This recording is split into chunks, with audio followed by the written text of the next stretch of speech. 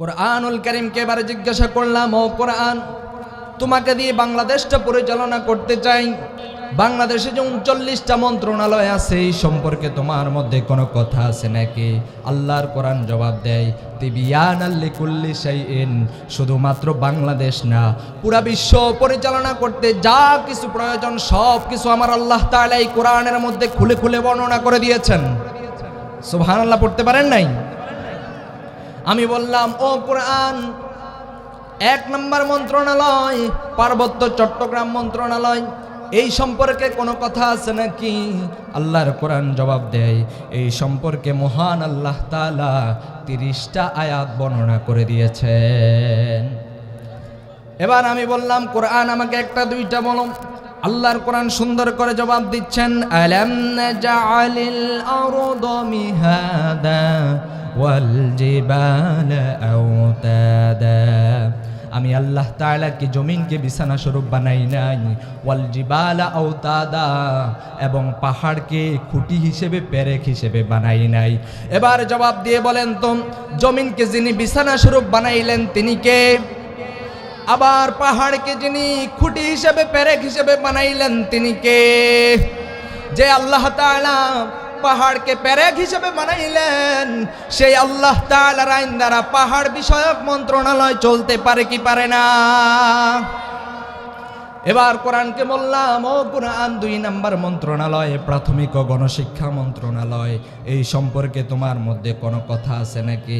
আল্লাহর কোরআন বলে, এই সম্পর্কে মহান আল্লাহ তাআলা 784টি আয়াত বর্ণনা করে দিয়েছে। আমি বললাম, কোরআন আমাকে 1-2টা বলো। আল্লাহর কোরআন সুন্দর করে আমাকে জবাব দিচ্ছেন, ইকরা বিসমি রাব্বিকাল্লাযী খলাক, ছোট্ট বাচ্চা সোনামণিদেরকে যখন পড়াবা সর্বপ্রথম রবের নাম নিয়া, রবের কোরআন, রবের কালাম কোরআনকে পড়ানো শুরু করে দাও। এই কোরআনকে যদি ছোট্ট বাচ্চা সোনামণিদেরকে প্রথমে পড়াতে পারো, আমার আল্লাহ তাআলা বলেন, আমি আল্লাহ তাআলা ওই ছোট্ট বাচ্চা সোনামণিদের আলেমের মধ্যে বরকত দান করে দেব। এজন্য ভাই আমার, এবার কোরআনকে বললাম, ও কোরআন, 3 নম্বর মন্ত্রণালয় কৃষি বিষয়ক মন্ত্রণালয়, এই সম্পর্কে তোমার মধ্যে কোনো কথা আছে নাকি? আল্লাহর কোরআন বলে, এই সম্পর্কে মহান আল্লাহ তাআলা 81টি আয়াত বর্ণনা করে দিয়েছেন। আমি বললাম, কোরআন আমাকে 1-2টা বলো। আল্লাহর কোরআন জবাব দিচ্ছেন, আআনতুম তাজরাউনাহু আম নাহনুজ জারিউন, আমি আল্লাহ তাআলা কি ফসল ফলাই নাকি তোমরা ফসল ফলাও? জোরে বলেন তো, ফসল যিনি ফলান তিনি কে? আওয়াজ করে বলেন, ফসল যিনি ফলান তিনি কে? কৃষকদের মুখে যিনি হাসি ফোটান, কৃষকদের জমিতে যিনি ফসল দান করেন, আওয়াজ করে বলেন তিনি কে?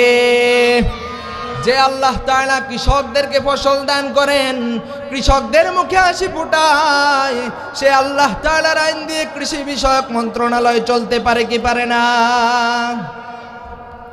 এবার কোরআনকে বললাম, ও কোরআন, 4 নম্বর মন্ত্রণালয় বেসামরিক বিমান ও পর্যটন মন্ত্রণালয়, এই সম্পর্কে তোমার মধ্যে কোনো কথা আছে নাকি?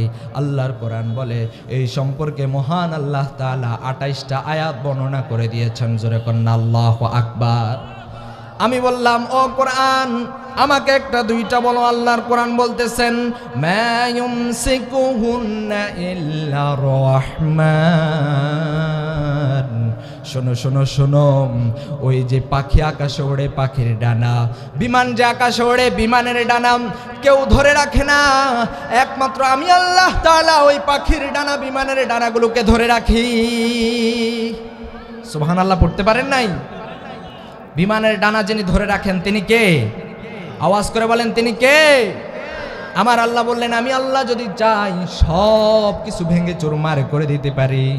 ওয়া ইন্না শাআনু গরিকহুম ফালা সরিখা লাহুম ওয়ালা হুম ইউনকাযুন, আমি আল্লাহ যদি চাই ওই যে বিমান আকাশে ওড়ে, বিমানের ডানা, পাখি যে আকাশে ওড়ে, পাখির ডানা ভেঙে চুরমার করে সব কিছুকে সাগরের মধ্যে ডুবিয়ে দিতে পারি।